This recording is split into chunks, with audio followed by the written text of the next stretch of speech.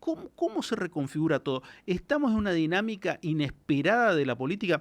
Nicolás Trota fue electo diputado nacional, fue ministro de Educación y siempre lo tenemos en carpeta por sus análisis respecto no solamente del justicialismo, sino además de la política nacional.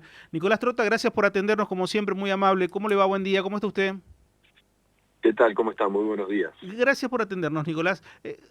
¿Qué, No, qué, por favor. qué mirás de todo esto? Te pregunto así, te digo, si uno tiene que decir, claro, rápidamente uno diría, cada uno mira su quintita, pero si uno mira en un conglomerado un poquito más extenso, estamos viviendo no a 100, estamos viviendo a 1000 por hora, que ni siquiera el que ganó y puede descansar y tomarse unos días como para pensar en un futuro, ya está a los tumbos otra vez, y uno y otro, y la vida nos va llevando de esa manera. ¿Qué pensás?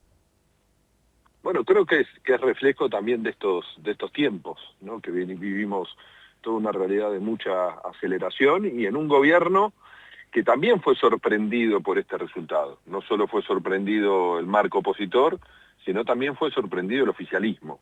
Y como vos mencionabas, digo, hay múltiples aspectos que pueden permitir el análisis de por qué se llegó a este resultado electoral que le permitió, por un lado, la victoria al oficialismo en el marco de la construcción de una primer minoría y como segunda fuerza en ese sentido un peronismo que también se le presentan múltiples desafíos frente a lo que va a ser el proceso electoral del 2027 y en ese sentido creo que es fundamental que el peronismo tenga la posibilidad de determinar un instrumento electoral como pueden ser las primarias abiertas para definir quién va a ser el candidato o la candidata del peronismo de cara al 27, que parece temporalmente algo muy alejado, pero que hay que empezar a construir, dado, creo yo, el proceso de inestabilidad política y de la insostenibilidad económica que también tiene el modelo económico de Milei, porque el escenario sería muy diferente al que estamos transitando hoy si no hubiese existido la intervención del secretario del Tesoro de los Estados Unidos y del propio Donald Trump para sostener cambiariamente el valor del peso frente al dólar, ¿no? Ujú. ¿Es la nueva política esto que estamos viviendo? Bueno, creo que en algunos aspectos sí, ¿no? Porque creo que la irrupción de Javier Milei implica un cisma para el sistema político argentino, porque creo que Javier Milei tuvo la capacidad de hacer una construcción, una arquitectura electoral que le permitió una victoria. Se termina fagocitando al PRO y a un sector del radicalismo, ¿no? Porque si nosotros vemos ese análisis, salvo algunas provincias donde no logró enhebrar un vínculo con gobiernos radicales, por ejemplo en la propia provincia de Sí. Corrientes, en otras provincias como Mendoza, como Entre Ríos, como la propia Chaco, logró articular una arquitectura electoral que le permitió la victoria. Esto no es reflejo tampoco de un marco de estabilidad política garantizada, porque inclusive si nos vamos al proceso electoral del 2017, Mm. también en ese momento el gobierno de Macri ganó y parecía que venía a construir una nueva hegemonía política, pero todo rápidamente se desvaneció a partir de los conflictos políticos Ujú.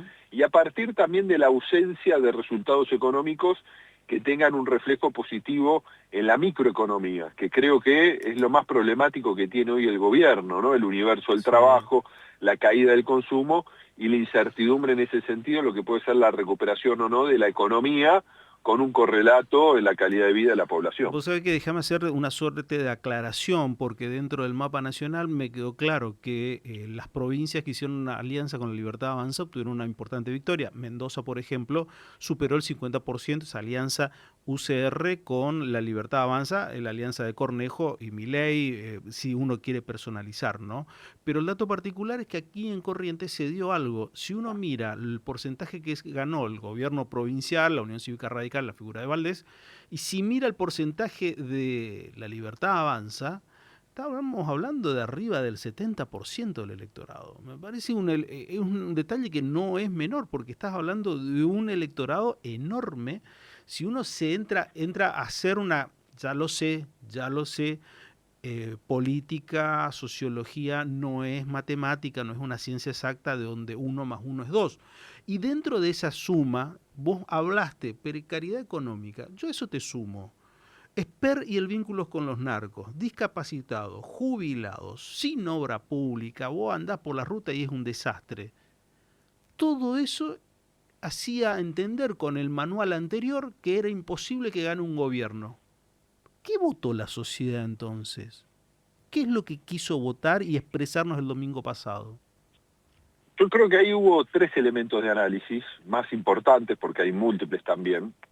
En primera instancia, creo que el proceso electoral de la provincia de Buenos Aires, que el peronismo tuvo un resultado muy contundente, en parte ofició como una primaria abierta, ¿no? Y eso me parece que ordenó el voto opositor, que se vincula también a dos aspectos a partir de lo que fue la realidad política y económica de profunda estabilidad, después de una derrota del oficialismo por más de 14 puntos, en una provincia que nuclea casi el 40% de la población argentina, ¿no? Y en ese sentido vemos por un lado lo que fue la aparición de los Estados Unidos, ¿no? A partir de esta intervención de Donald Trump y del secretario del Tesoro, como un elemento muy contundente en lo que es el resultado, porque la sociedad no quería un lunes negro, ¿no? Porque el gobierno planteaba nuestra derrota va a implicar que el único sostén que tenemos para la economía, que es la intervención del secretario del Tesoro en nuestro país para sostener el precio del dólar, que es la variable económica que más ordena la vida de los argentinos, ¿no? Y es el marco de referencia de la economía de los argentinos, todo eso se iba a desvanecer y vamos a tener un proceso evaluatorio muy fuerte. Creo que ese elemento estuvo presente en un sector de la sociedad que fue a votar el domingo pasado, y es legítimo también, ¿no? Y por el otro lado, también creo que el gobierno de Milei es un gobierno todavía muy joven, no llega a los 2 años, y hay un sector de la sociedad que todavía, también de manera legítima, deposita un marco de confianza, a pesar de todas estas cuestiones que vos mencionás, que le podríamos sumar otras más, tan duras como la que vos describiste, ¿no? El de financiamiento del sistema universitario, Claro, para mencionar un ejemplo, o la sí. eliminación del incentivo docente, ¿no? En términos de la agenda educativa. Entonces creo que hay un sector de la sociedad todavía deposita. Y después le queda al marco opositor, con el peronismo a la cabeza, de también comenzar a presentar una alternativa superadora. No puede ser la carta de presentación del peronismo solo su voluntad de oponerse a las políticas de Milei. Digo, porque el surgimiento de Milei es el reflejo también del fracaso de la política, entre comillas, más tradicional, que es el peronismo, en su gestión de gobierno 2019-2023, que no logró cumplir los compromisos electorales, después podemos discutir por qué, pero también es el reflejo del castigo de la sociedad a la otra coalición más importante, más tradicional, que es la sumatoria de Cambiemos entre el PRO y el radicalismo. Entonces, 8 años negativos para la sociedad implicaron un cansancio, una decepción de un sector importante de la sociedad, y así surge un outsider como Javier Milei, que todavía en un sector de la sociedad, no estamos hablando de la mayoría, estamos hablando de una primera minoría, ¿no? Lo sigue acompañando. Futuro del peronismo, Kicillof, Cristina, líderes territoriales, gobernadores. Yo ahí creo dos componentes fundamentales, me parece. Por un lado, que en el peronismo no sobra nadie. Digo, si el peronismo pretende en el corto plazo ser una oposición a Javier Milei con capacidad de disputa, de presentación de caminos alternativos a la agenda que va a intentar desplegar Milei, como flexibilización laboral, para mencionar un ejemplo, el peronismo tiene que estar unido, ¿no? Y eso es un punto fundamental. En el marco opositor, pero también en el desafío de construir una alternativa para el 2027. Si el peronismo se presenta con 2 candidaturas, lo único que estamos haciendo es allanar el camino a la reelección de Milei o del espacio político de Milei. Entonces creo que ahí es importante generar un marco de cuál va a ser el instrumento que va a permitir definir los liderazgos a partir del acompañamiento social. Y el segundo componente que también yo creo que debe atravesar al peronismo, el peronismo debe romper esa mirada porteñocéntrica que tiene la política argentina, ¿no? Y yo creo que es tiempo que el peronismo vuelva a encontrar un referente de la Argentina profunda, del interior del país, para construir una alternativa. uno de los males de nuestros tiempos es que se ha conurbanizado la agenda política de Argentina y parece ser que lo único que importa en el país es lo que ocurre en la Ciudad de Buenos Aires, en el primero, segundo y tercer cordón del Gran Buenos Aires. Y es el peronismo el que tiene que intentar romper eso para empezar a construir una alternativa política federal que tenga el peronismo como protagonista, pero que también permita convocar otras fuerzas políticas, porque estamos viendo un peronismo que nunca tuvo tan bajo nivel de representatividad en las provincias, Sí. y se ha transitado un proceso al mismo tiempo de balcanización de la política. Hoy tenemos en muchísimas provincias argentinas, como nunca antes, expresiones provinciales que no son parte de un proyecto nacional, ¿no? Lo vemos en Misiones, lo vemos en Neuquén, lo vemos en Tierra del Fuego, lo vemos inclusive en Santa Cruz, O en Salta. en Río Negro, para mencionar algunos ejemplos, en la propia Córdoba, ¿no? Entonces creo que eso debería ser también un desafío del peronismo, dialogar con todas esas expresiones provinciales. Vos sabés que hay una cosa que me quedó dando vuelta y mucho todos estos días, debo ser sincero, en decirte, lo escuché el año pasado, decía, en el peronismo, de un militante peronista me decía, no es que me decía si no lo vi, decía, no sabemos todavía la verdadera dimensión del fracaso de la gestión de Alberto Fernández. ¿Crees que esta elección también forma parte de ese abanico? ¿O en realidad ya la gente dio vuelta a la página y avanzó por otro lado? Sí, me parece que el peronismo tiene que volver a conectar, ¿no? Yo creo que la gestión de Alberto Fernández estuvo atravesado por múltiples causas que no permitieron cumplir el contrato electoral con la sociedad, ¿no? Y hay múltiples excusas, ¿no? O elementos que condicionaron esa respuesta, que son atendibles muchos de ellos, pero tenemos que ser conscientes, la sociedad no busca excusas, busca respuestas, y cuando una expresión política no le da respuesta, sale a buscarlo en otra expresión política, y así llegó Milei, porque miró a Macri, miró a Patricia Bullrich y dijo, no, estos son los que fracasaron antes que Alberto Fernández, busquemos otra cosa, y eso también el peronismo tiene que tenerlo claro, más allá del Fondo Monetario Internacional, vínculo heredado en la gestión de Alberto Fernández que no se pudo resolver, más allá el hecho extraordinario de la pandemia del COVID-19, que reconfiguró la política en todos los países, más allá de la sequía, de la aceleración inflacionaria, de una inercia inflacionaria muy fuerte y de los propios errores económicos a partir de lo que fue el conflicto entre Rusia y Ucrania. Digo, podemos ver múltiples elementos que complejizaron la realidad política de Argentina, más allá obviamente de los propios de la coalición de gobierno, pero para la sociedad esos son excusas. El peronismo tiene que volver a conectar y tiene que comenzar a desplegar una agenda que se relacione a la mirada de futuro, a los desafíos de futuro que va a tener la Argentina, que lamentablemente van a ser mucho más complejos de lo que imaginamos, porque yo en la gestión de Javier Milei tengo una duda, tengo una certeza, perdón, este modelo económico va a fracasar. La duda que tenemos se relaciona a la temporalidad del fracaso, porque no sabemos cuántos tubos de oxígeno más va a tener, ¿no? Porque tuvo al Fondo Monetario Internacional, tuvo el blanqueo, tiene ahora a los Estados Unidos, que sostienen un modelo insostenible si es que no hay un cambio de política económica por parte de Milei.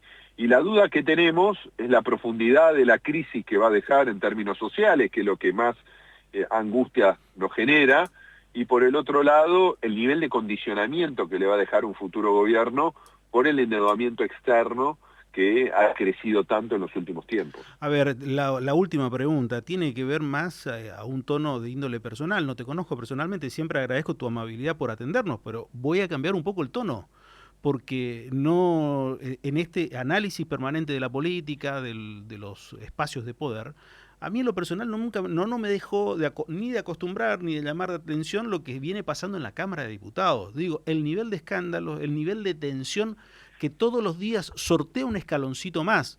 Y la pregunta quizás sea más práctica y de alguien que tiene, o mejor dicho, la pregunta sería de alguien que tiene más vínculo con vos.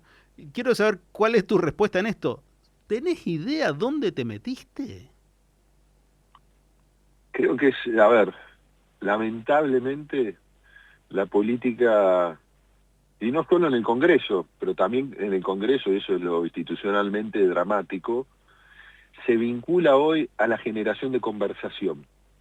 No importa de qué sea la conversación, pero que hablen de lo que yo quiero que hablen. Por más que cuando lo vemos nos da vergüenza ajena, ¿no? Y eso me parece que atraviesa la política en distintos lugares. Y yo creo que un congreso que funciona de esta forma es un congreso que sigue alejando a la sociedad de la política, ¿no? Porque los espectáculos que observamos en las discusiones de tan bajo nivel intelectual, pero tan alejados también de la problemática que transita la sociedad, porque creo que en los próximos meses se van a dar discusiones trascendentes y difíciles para el futuro de Argentina en el Congreso, más allá de lo que cada uno de nosotros piense.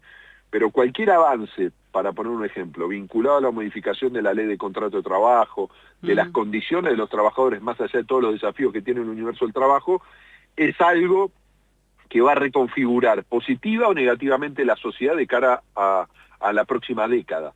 Entonces tenemos que tener discusiones profundas, que pueden ser con tensión, que pueden ser con argumentos sólidos, que pueden incluir por momentos levantar la voz, pero bajo ningún punto de vista pueden estar sostenidos a partir de la mentira, de la difamación o de espectáculos más vinculados a una película de clase B que a lo que debe ocurrir en el recinto del Congreso Nacional. Y creo que eso es lo que cada uno debería intentar aportar en las discusiones que se vienen en un Congreso que creo que va a tener un rol muy importante. Bueno, ¿lo fallido es la política o es una realidad de época? No, yo creo que la política refleja la época, ¿no? Y esto de generemos conversación, no importa lo que ocurre. Y Milei es un fuerte exponente de esto, ¿no? Porque cuando a muchos nos generaba esta sensación de sorpresa, de realidad en la campaña que lo llevó a Milei a presidente, ¿no? Y Milei hablaba de cosas que nos parecían dantescas, ¿no? La venta de órganos, para poner un ejemplo, ¿no? Y todo eso generaba mucha conversación. ¿Y qué dicen los especialistas? Que no es algo que ocurre en Argentina, ¿no? Dice, hay que generar la centralidad del debate político. Lo importante es estar en esa centralidad. No importa el costo, ¿no? Y creo que lamentablemente es el reflejo de la época, de lo inmediato, ¿no? Del escroleo, ¿no? De muchos diputados y políticos que su única propuesta más que la discusión de fondo es cómo hago mi video de 2 minutos para destacarme en TikTok o en Instagram, ¿no? Y que no hablándole a la sociedad, sino hablándole a esa porción de la sociedad que lo sigue y que le celebra inclusive a veces las monerías, ¿no? Y eso creo que es muy problemático para que la política reconecte seriamente, no con el fanatismo de los distintos sectores políticos, sino con el conjunto social, ¿no? Que creo que eso es una deuda pendiente. Sí.